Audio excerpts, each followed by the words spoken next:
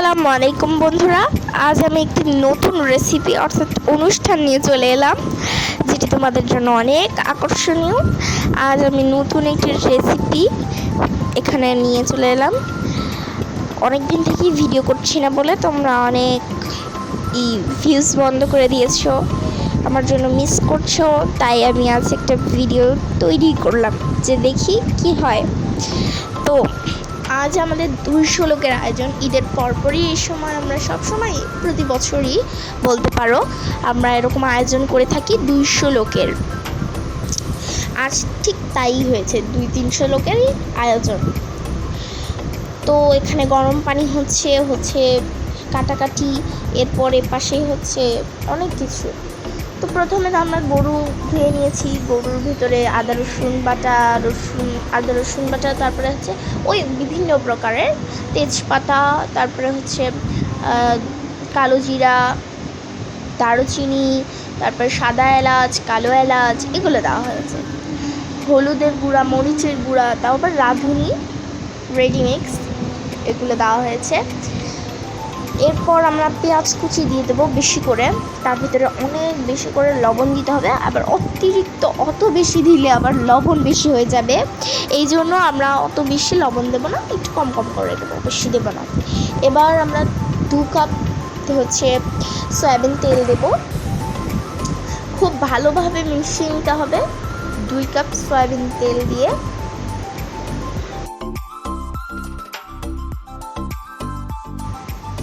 একবার জানেন কি, আমরা 100টা কোয়েল পাখি দিয়ে রান্না করেছিলাম, বুটের ডাল দিয়ে, না আলু ঘাটি দিয়ে। এতটা টেস্ট ছিল আপনাদের বলে বুঝাতে পারবো না, ভিডিও করতেই ভুলে গেছিলাম। আর অনেক মজা হয়েছিল।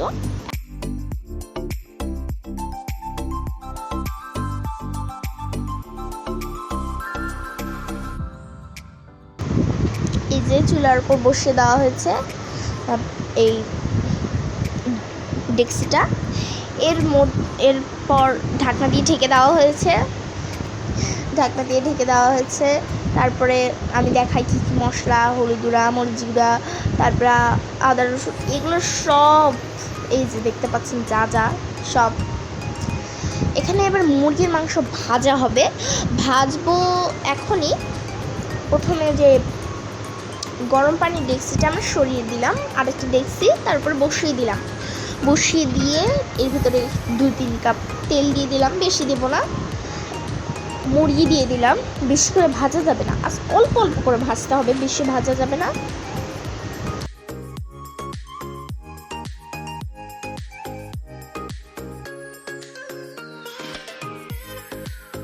অল্প লাল করে ভাজতে হবে।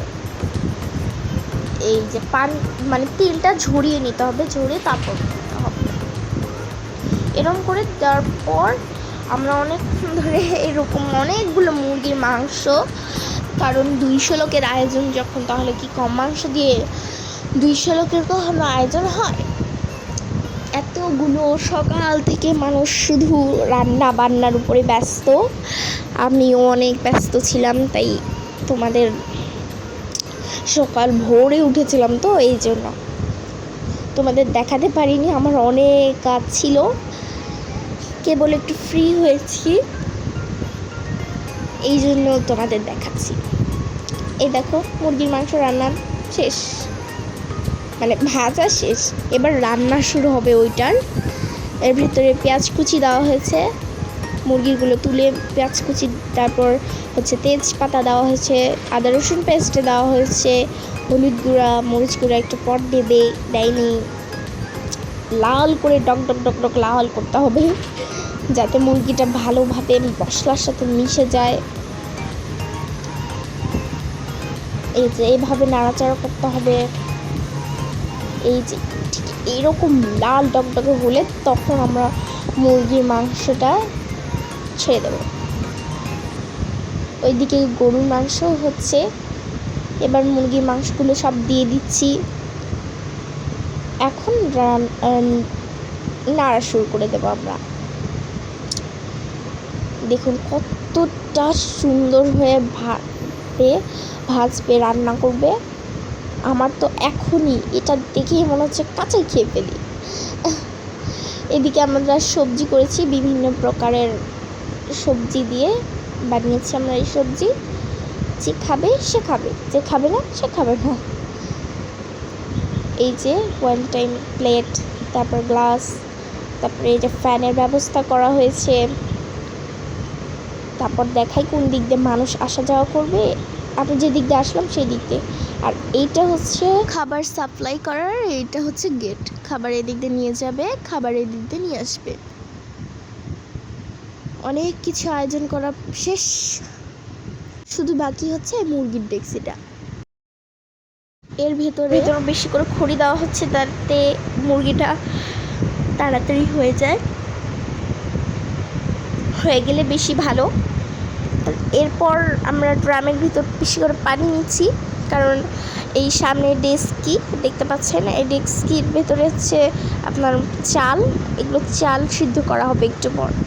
আর এখন তো মানুষও চলে আসছে, তাই জন্য আমি একটা কথা বলি। আর আজকের মতো এখানেই বিদায়। আল্লাহ হাফেজ।